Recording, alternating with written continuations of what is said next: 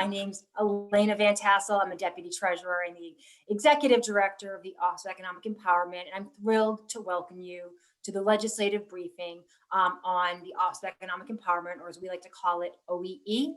Before I turn the virtual podium over to Treasurer Goldberg, I just have a few housekeeping items. Please note that this is a Zoom webinar and it will be recorded. The recording may be uploaded onto a public website for future use. Any information shared through the question function will be anonymous.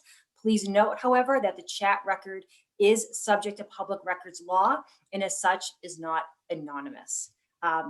Great, I am now going to turn it over to Treasurer Goldberg to kick off our legislative briefing. Hi there, everybody. I am absolutely delighted to have you all joining us today. Obviously, I would prefer to be welcoming you into my office at 227, and I am going to have a major open house when we all get back into the building at the same time. But for now, this is the way we operate. And actually, my office, thank goodness, has not skipped a beat since we all went remote. And in fact, we've accelerated a lot of the programming in the last year in order to give support and provide resources for people who've really needed it. But that has been the whole concept behind the Office of Economic Empowerment. Prior to my being elected, I looked at the Treasurer's office and found that there were so many issues that were fully appropriate for a treasurer to be doing. And in fact, I spoke to treasurers all over the country, and there was universal support for having a policy arm that could create economic opportunity and economic stability for people within our state. And so originally, and it continues, that our mission is to provide programming and resources that help people develop the skills that they need in order to be successful. I am thrilled and welcome all you new state legislators and staff and are excited to start partnerships with you. And for those who are returning, we appreciate your continued support through all these years. And in fact, what's really interesting is a lot of new legislators call me before they've been sworn in or right after and say, I've heard a lot about the work that you're doing and I'm so interested in it. And so on an individual basis, there are a few of you that I've explained how we do this.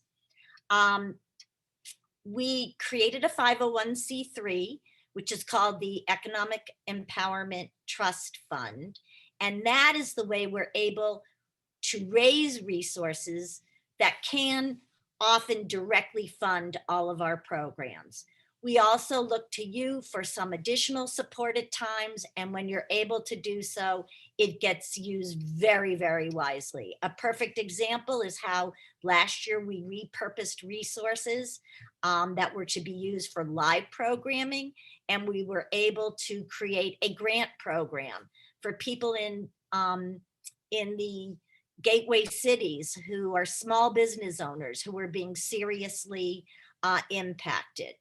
So we had a financial literacy task force in the first year, and I had 33 people in the room, and I said, 6 months action plan, please, and then we've got to execute it. They all looked at me and said, government, state government, 6 months action plan, execute it, 22 recommendations, and we had it done in, Elena, correct me if I'm exaggerating, but like a year and a half.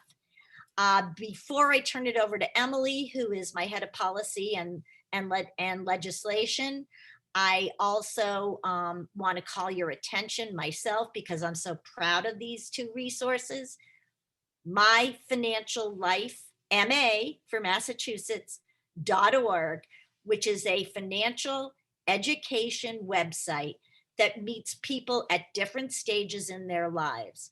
I also want to talk about Equal Pay MA, because our office has focused on breaking down the wage gap, attacking the racial and gender gap, increasing financial education, and improving college affordability through originally our pilot program, and as of January 2020, seeding college and vocational or technical training savings accounts for every baby born or adopted in Massachusetts, and wrapping financial literacy services around them and their families. We all know what it takes to succeed in Massachusetts. And so our office is committed to creating these kind of opportunities and providing resources and tools to every single person in our state. So with that, I'm going to pass it over to Emily Katownik. Emily? Hi, thank you, Treasurer. As the Treasurer mentioned, I'm Emily Katownik, and I am the Legislative and Policy Director at Treasury. Together with my colleagues, Liz Zelnick and Steve Moore, we're here to help with any constituent or legislative requests that you may have. We also have the pleasure of handling funding requests, so you may hear from us soon. And just a personal ringing endorsement of the BabySteps savings plan. As many of you know, I have my own little BabySteps baby who's now 5 months old now. So it's a great program. And thank you for joining us. I'm going to turn it over to Elena now. Thank you so much, Emily. Thank you so much, everybody, for joining us today. For those of you that were not with us at the beginning and just joined us, again, my name's Elena Van Tassel. I am the Deputy Treasurer as well as the Executive Director of OEE.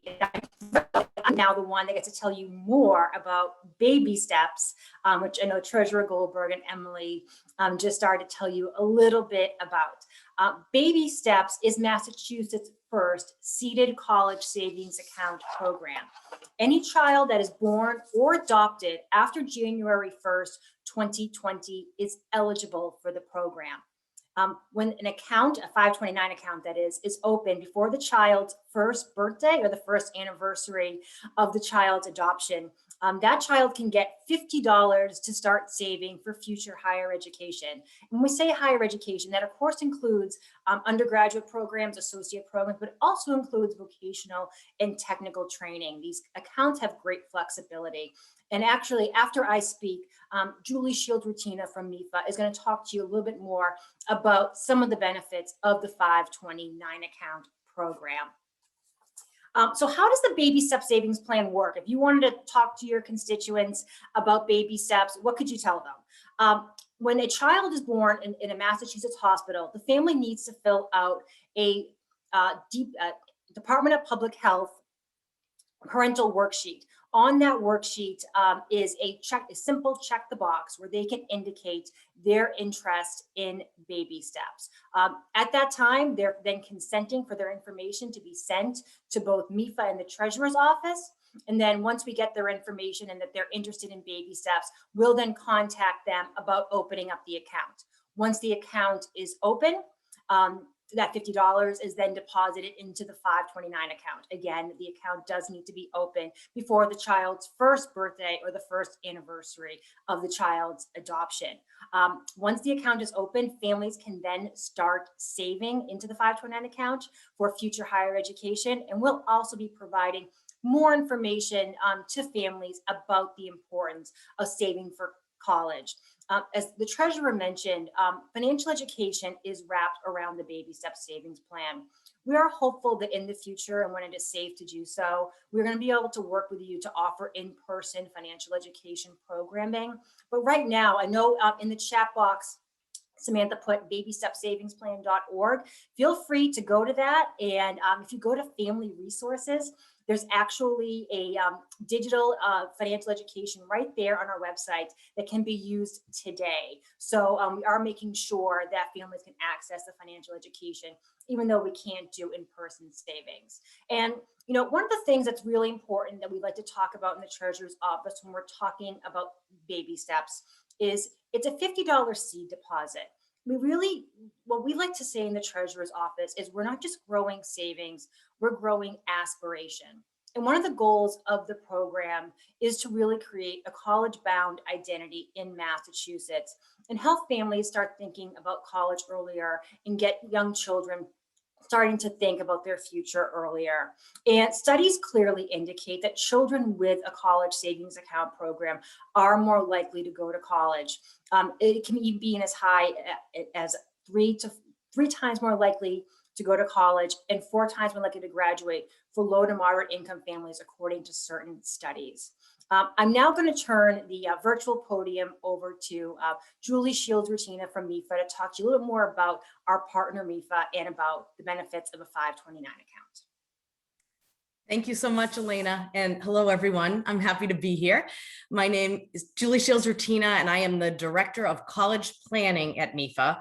I'm also joined by my MIFA colleague, Jonathan Hughes. So before we talk more about these terrific savings accounts, I'll just let you know a little about MIFA and how we can be helpful to your constituents. We are a not-for-profit state authority, and we've been around since 1982, and our mission is to help all families plan, save, and pay for college.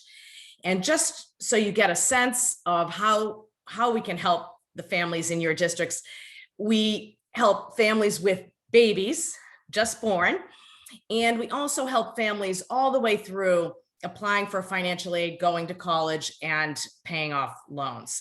So in fact, I'll give just one example of something that we're doing this month, which is that the FAFSA, which is the form that families use to apply for financial aid.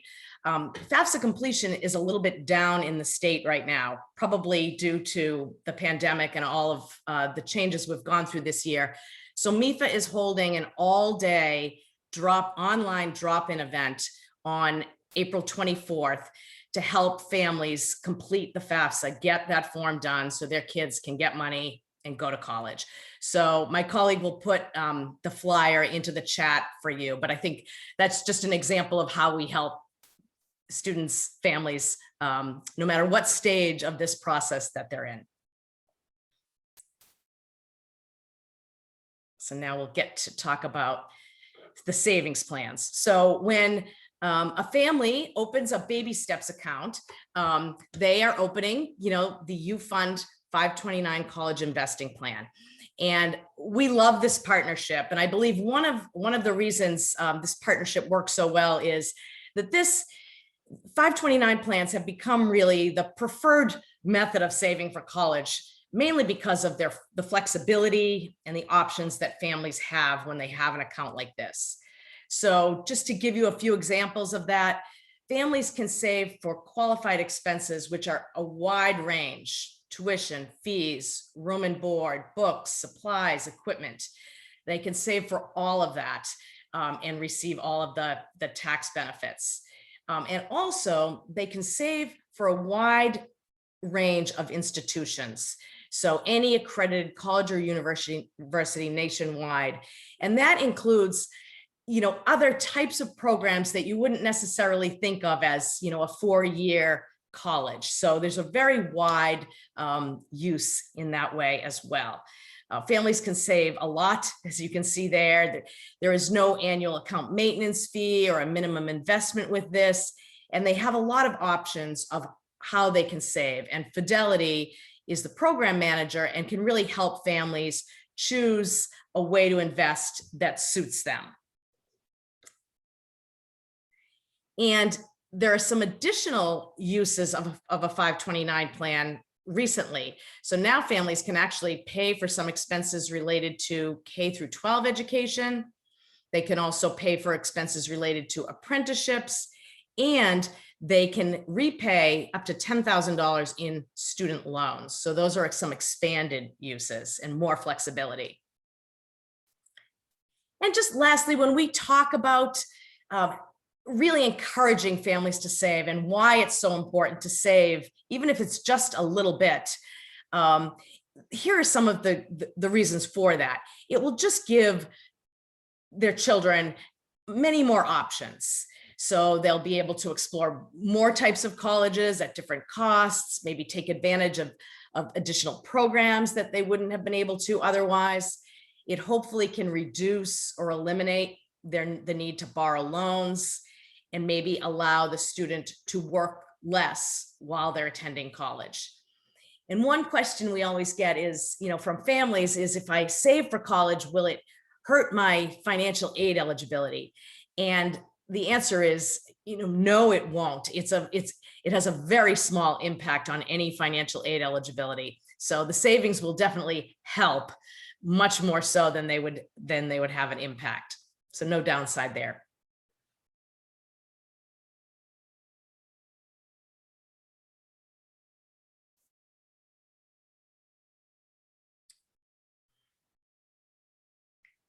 And I guess okay. And just lastly, some of the benefits are that there are both federal and Massachusetts state tax benefits. So when a family saves in a 529 account, none of the earnings that are accruing are taxed. And then as long as they take that money out and use it for that wide range of educational expenses that I mentioned, then families are never taxed, either federally wise or state wise.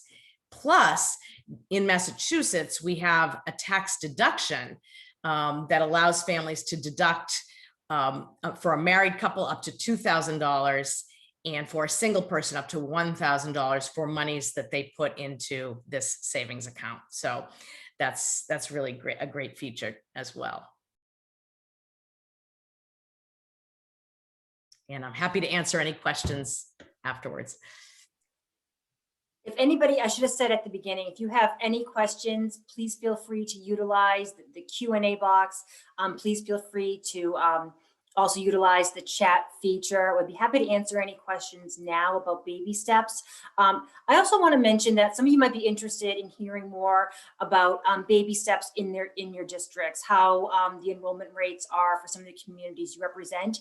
If you are interested in setting up a meeting with our office, we'd be more than happy to talk to you about enrollment rates in your cities and towns, and talk about ways we potentially engage with new families about opening up a BabySteps accounts as well too. You can either email us at the Office of Economic Empowerment, and we'll put that email into the chat box, or you can also certainly reach out to Emily as well too.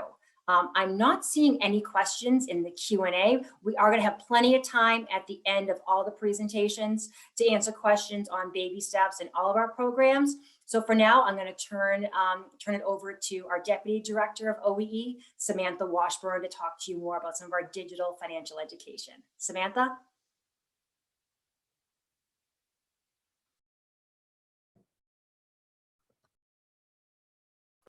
There we go. There's a lot of different buttons going on right now. Hi, everyone. My name is Samantha Washburn, and I'm the Deputy Director of the Office of Economic Empowerment. And I am here to talk to you today a little bit about our digital financial education offerings.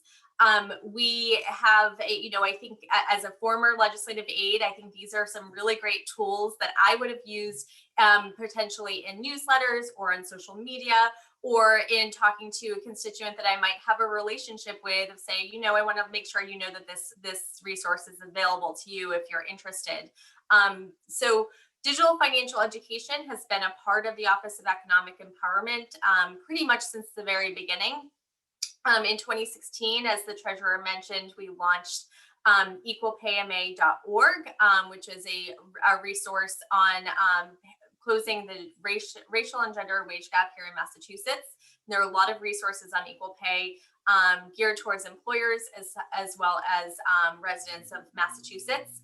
And then in 2017, we launched myfinanciallifema.org. And My Financial Life is a resource that has a variety of different financial education topics, platforms, content.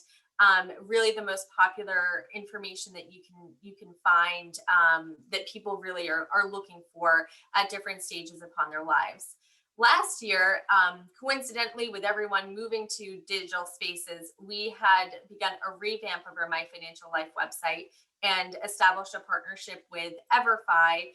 EverFi is a digital learning platform that has created a playlist for all residents of Massachusetts to go on and basically put in exactly what their where they are in their life, what kind of questions they have, and then it generates a really cool series of modules for residents to go through and try those out on their own. And that portal is available right on our My Financial Life MA website. Available to legislators and their staff is we actually have a really great library of graphics that kind of change throughout the year. So for instance, this month is Financial Literacy Month. So we have this beautiful graphic that's on the screen right now, but we have all these sites for social media. So if you're interested in working with us to share the My Financial Life platform with your constituents, we're happy to get you set up with some of these graphics and other resources that we have available to help promote this tool that's really free to anyone who lives in Massachusetts. The other item that I wanted to talk about is our Money Talk Tuesday series. So last year, in response to COVID-19, we created a free financial education workshop program called Money Talk Tuesdays. And it was really in response to so many different programs that were coming out in connection to the pandemic. But then it's really grown since then. So I like to call it the Office of Economic Empowerment's talk show, which it truly is. Shaitia on our team is typically the host of it, but we often have guest hosts. We often have these workshops in other languages other than English. And we hold about 1 to 2 a month. And we recently established a partnership with the cable access channels across Massachusetts. So if you have a relationship with a cable access channel in your community and would like to see our Money Talk Tuesday up there, let us know. We do have a relationship there, and we can do our best to make that happen. Without further ado, I also want to invite all of you to attend our Money Talk Tuesday, which is tomorrow, on deciphering financial award letters, which is a really, really popular topic. And we'll be joined by someone from a nonprofit called Inversant, as well as a student loan literacy advocate. So all of these are free. They're usually about 40 minutes to an hour long. And all this information we'll share with you in the chat box as well. So feel free we'll be sending all this information out in email as well. But if you have any questions, feel free to put them in the chat. I will turn the presentation over to Christine Callahan to talk about one of our other initiatives that is designed specifically for state employees. Thanks, Samantha. Hi, everyone. I'm so happy you're all able to join us today. My name is Christine Callahan, and I'm really excited to talk to you all about our financial wellness program for state employees and retirees. So all of the programs thus far that we've talked about are for anyone in Massachusetts. So all the constituents in your district are able to access them. But this resource is specific for you as state employees and our state retirees. So back in December of 2020, through our 501c3 that Treasurer Goldberg spoke about at the beginning, we were able to launch a program geared for state employees and retirees to help make informed financial decisions throughout one's lifetime. So if after the presentation, definitely check out our website, mass.gov/Finwell, where you'll be able to see the resources that are specific for state employees. So one of the major component of this new program is a portal called Enrich. So all of you on this call are able to create a custom portal that will help provide you with specific content that's specific to where you are in your financial stages. So here is a screenshot actually from my portal. So it only took about 5 minutes for me to set this up. It was super easy, and they ask you questions about your kind of financial health and wellness and where you are in your journey. So after you answer the questions, you'll get a custom portal. So like mine here, there is different topics that I can get more information about. Some of them looking to better understand saving for retirement, or buying a home, or people interested in learning about credit and their credit scores. And then there's also courses that you can take, which is really great. They have courses on identity theft, taxes, planning for retirement, credit. So it's really great. And then here, some of mine. So what's really nice is that we all learn in different ways. Some people are more visual learners, like to listen to videos, or maybe like to read articles. So the portal has so many different tools, whether they're videos or articles. And right now they have a lot relevant to what's going on in the world with the pandemic. So they've created a lot of great resources for COVID-19. And they also have some very timely resources with tax season into tax season. So it's a really great resource, and it's really nice because we're all able to get custom content that's specific to where we are in our journey. And then on the next slide, this is a screenshot also from our mass.gov/FinWell page. So as state employees, we have access to a lot of different benefits. So this just has 8 checkpoints across the map that is able to give you direct links to our different resources that we have. You can see the Enrich portal. Also on number 7, we have our BabySteps plan. And then also on number 3 is a link to the SMART plan, which is the Massachusetts State's Deferred Compensation Plan.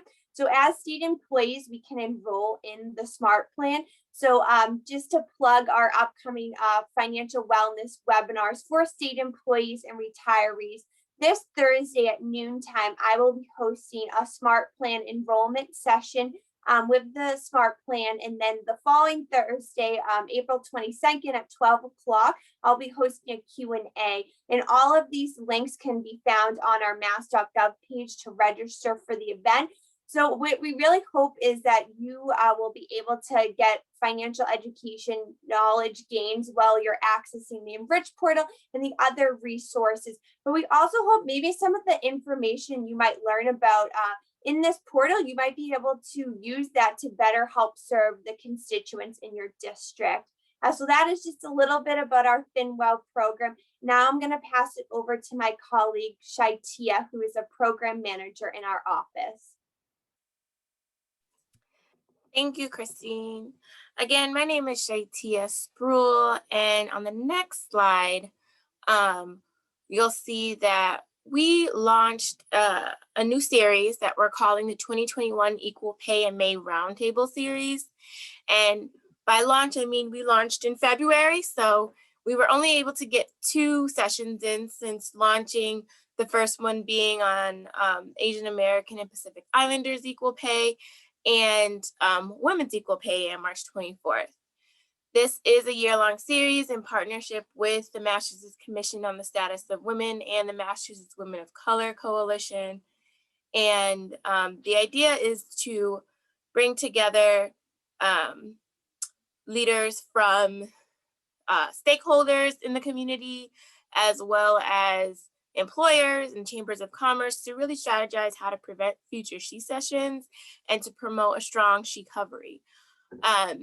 Some other, on the next slide here, you'll see we had to highlight Allison Ebner's, one of her strategies or for solution is that hope is not a strategy. Businesses need to look at their own workplaces and do pay equity analysis and look at job classifications, run reports based on gender, find gaps, look at how similar positions are paid, and develop strategies to raise wages. Now, Allison was featured on our March session, and that's an example of the type of strategies that come out of these roundtables. Future topics that we hope to feature will go in more depth on the impacts of pay inequity, the she session, and COVID on BIPOC women, and as they align with the different equal pay days. So in the fall, we'll have Native Women's Equal Pay Day, Latina Women's Equal Pay Day, just to name a couple. The idea, again, is to reflect on how far we've come in the past 5 years since the equal pay law has been signed or passed, excuse me, and to just really look forward to how we can work together to make it, to close that wage gap. And finally, before we transition to our questions, we also have received funding from the citizens to put on an economic justice summit for women later this year. And we would love to have the help of legislators to identify speakers and help us spread the word of this event. But as we develop the program more, we'll definitely circle back with you all.